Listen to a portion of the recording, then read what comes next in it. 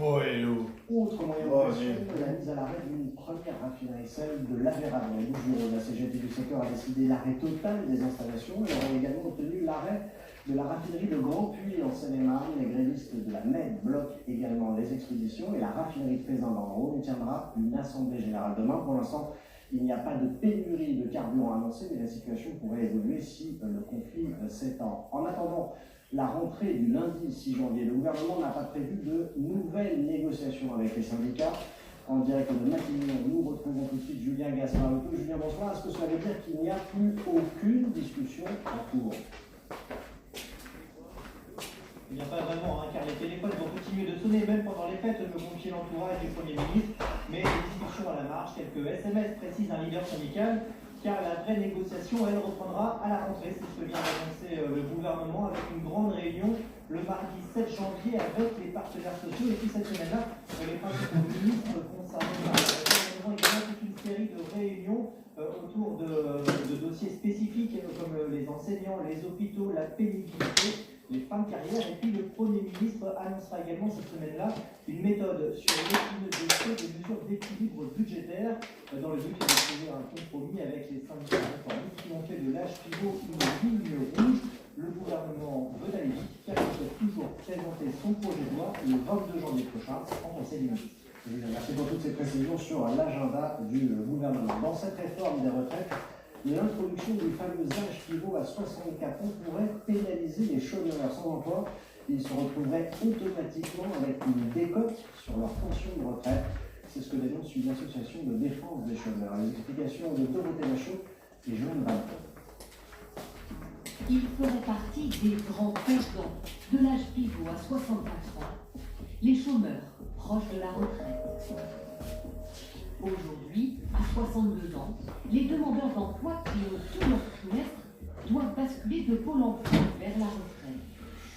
Mais dans le projet de réforme du gouvernement, il faudra travailler jusqu'à 64 ans pour partir à taux plein. Pour les chômeurs, cela veut dire un malus de 5% par an. Une conséquence que dénonce cette association. C'est assez injuste, parce que, si vous voulez, ils n'ont pas l'option, eux, de dire je continue à travailler jusqu'à 64 ans. Forcément, ça va s'imposer à eux. Si ce système inquiète les associations, c'est que de telles pénalités existent déjà avec la retraite complémentaire. En partant avant 63 ans, les chômeurs subissent un malus de 10% sur leur pension pendant 3 ans. Une double peine selon ce syndicat si l'âge pivot rentre en vigueur. C'est effectivement un malus qui s'appliquera à toute la carrière, du moins c'est ce qu'a proposé le gouvernement. C'est-à-dire que vous imaginez, vous avez vos annuités, vous avez votre âge légal, vous n'êtes pas à l'âge pivot, vous avez un malus à vie. Ce n'est pas acceptable. Contacté, le gouvernement, lui, se veut rassurant. Dans le système universel de retraite, les chômeurs ne basculeront pas automatiquement à 62 ans dans la retraite. Selon certains experts, la solution pourrait être d'indemniser ces demandeurs d'emploi jusqu'à 64 ans.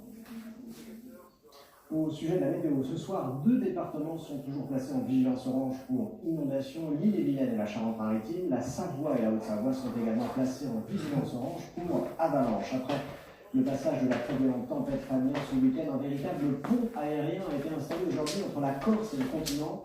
Objectif, assurer les départs et les retours dans l'île avant le réveillon de Noël, car sur place, les dégâts sont très importants. Stéphanie Desjardins avec Jean-André Marchiani et Thibaut Philippini. Les berges se sont effondrées sous la puissance des eaux. Cette terrasse de café emportée, ce cours d'eau confus hier par la tempête Fabien a semé le chaos dans le petit village de Cana, non loin d'Ajaccio. Pour les riverains, une journée de cauchemar. La maison de ce jeune couple a été littéralement noyée de l'eau quasiment jusqu'au plafond en un temps record. En l'espace de quelques minutes, l'eau est passée de Cheville au Zozo et de Cheville au Marseille. Donc on a essayé de sauver les quelques choses que nous connaissons à terre. À Ajaccio, c'est là le record qui est toujours submergé par la crue de la rivière Guadalix, malgré le pompage incessant. Les conditions seront impraticables plusieurs jours encore. Alors ces voyageurs doivent embarquer sur ce parking direction Bastia. Corsica a affrété des bus, une cinquantaine de navettes qui font des rotations entre l'aéroport d'Ajaccio et celui de Vatica, au nord de l'île.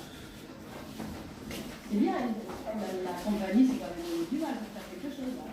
Bon, on apprécie, parce qu'on a même très bien vu ne pas partir du tout. À Bastia, l'aéroport a absorbé l'équivalent de 3 jours de trafic. Mais Air Corsica assure être en passe de réussir son pari, acheminer les 12 000 passagers retardés par la tempête.